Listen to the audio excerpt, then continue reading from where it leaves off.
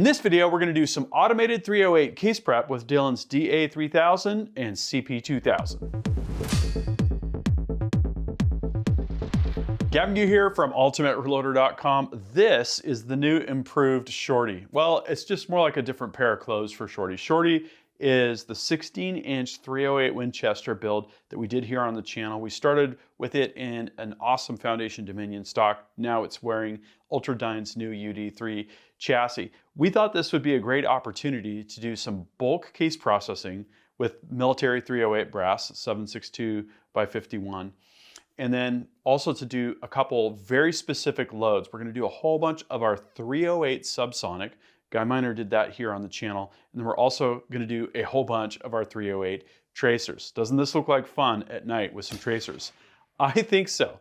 Okay, this is actually a two-part series. In this video, we'll focus on the CP2000 and DA3000 for automated trimming and sizing and swaging of the primer pockets. In the next video, we're going to get down and dirty loading those two loads I just talked about. The subsonic with Barry's 220 and the tracer loads. Let's get going. Okay, so let me go over what we've got here. The CP2000 and DA3000 is still set up for converting 223 cases to 300 blackout. You're going to want to check out that video if you are curious about that process. I'm going to reuse this tool head. This is a special tool head with a lowered step on it so that we can get that trimmer down low enough to trim cases, especially for scenarios like 300 blackout, but it'll also work great for this particular setup. This RT1500 case trimmer we're going to take off, and then we're going to use the RT1500 case trimming head that we already had set up with the 308 die in it, the trim die. So we'll take the tool head off, replace the shell plate. I've got a CP2000 caliber conversion kit here. And so that has the shell plate, case feed, drop tube adapter, the case inserter. We've also got the buttons with the tabs, and then a mandrel that we can also use to help with that case neck dimension on the inside. Okay, and then on the die side, I've got a 308 small base die here that we're going to use. This is going to help get that machine gun brass down to the appropriate diameter. I'm also going to need to change out the swaging rod. Right now we have the small primer pocket swaging rod in. We'll swap that out for the large, get all of our 308 stuff set up, and we'll be ready to trim some brass. So our machine is set up. Now I haven't run it with the DA3000 yet. I just hand cranked the tool head up and down. Let me give you just kind of a rough breakdown of what I did. I took the RT1500 that we had set up for the 300 blackout case conversion off. I took the other dies off of the tool head, and then we removed the tool head from the press, removed the case inserter, removed the shell plate lock nut, took the shell plate off, and while I had kind of everything apart, I also took off the side cover so that I could disassemble the swage rod. We had the small swage rod tip in place for our 300 blackout / 223 cases, and I needed to install the tip for large primers. And so that was probably the hardest part, was just that. I ended up disassembling it in place, taking the tip off, because with the hub for the auto drive, there's not quite enough clearance to swing that rod out of the way. Not a real problem, just figuring out a strategy really is all. So then we buttoned that up, put the 308 #1 shell plate on, put the nut back on, the case inserter, put the tool head in place, and then started to put dies in place. So in station number 2, station number 1 is the case insertion. Station number 2, I've got an RCBS small base sizer, which we need for our machine gun brass.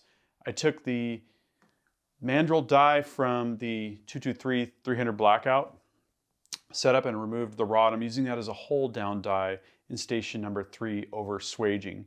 I was noticing a little bit of flex in the shell plate without it, so I thought I would add that and snug things down.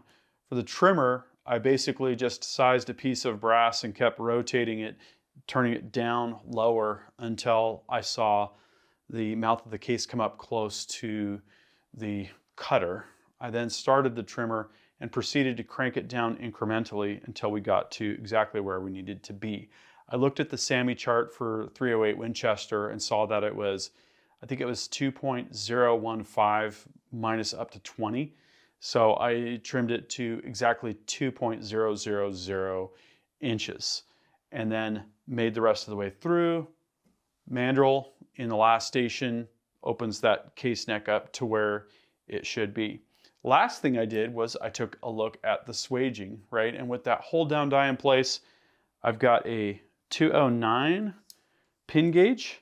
This is right in the middle of the acceptable range for large primer pockets, and it fits in there just nice and snug. So I can see a little bit of a rounding where that swaging rod is pushing the brass out of the way.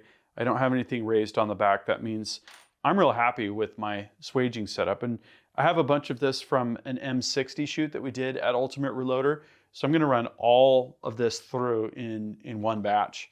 And then when we go to another head stamp, another type of brass, we'll double check our setup. Really important step. We've got our RCBS chamber gauge here. Drop that in. You can see it's nice and flush with the back. It's actually a little bit below. So that tells me that it's going to chamber. I took a pin gauge, told you about some problems I had with some Wilson headspace gauges. The headspace gauges do not check the neck area. If you're using Wilson, you have to have what they call a min chamber gauge. Well, this does that because the neck area is cut to SAMI specifications. So here we know not only will the body, clearance properly, but so will the shoulder and the neck area. So I'm good with my die setup, I'm good with my trimming setup, and I'm good with my mandrel setup. And that means the next thing to do is to get a bunch of cases lubed up. I'm gonna use a pretty thick lanolin type lube. We'll get the case feeder going, get the DA3000 turned on, and do some bulk trimming and processing here. It's gonna be good. All right, so I got some cases loaded. They're generously lubed with lanolin, and we got the CP2000 run up with cases. So each time I start the machine, we run the tool head to the bottom of its stroke. We're gonna turn on the vacuum, turn on the trimmer, and then hit start. Let's do this.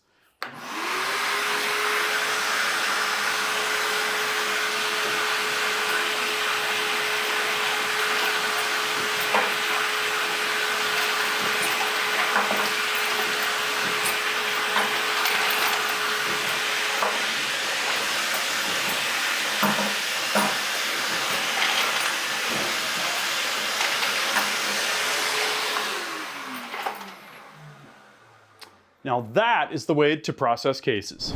So I have a little bit more work to do to process the rest of these 308 cases, which is exciting because what's coming next is our loading of those Berry's 220 grain subsonic loads that Guy perfected, and then also some of the tracer loads. Who knows, we might throw a third load into the mix as well, and it's gonna be some more Dillon action, so you're gonna wanna make sure that you're subscribed with notifications so that you can catch that follow-up video. Thank you for watching. If you have specific feedback about this case processing setup that we've got here or a similar setup of your own, drop a comment and we'll start a discussion. That concludes this video, and that means it's time to wrap it up. I hope you enjoyed this video. Don't forget to like and subscribe. Also, we're on Facebook, YouTube, Rumble, where we've got unrestricted content, and Instagram. Make sure to follow us on all those channels. Ultimate Reloader also has a commercial solutions division serving law enforcement, the military, and the gun industry.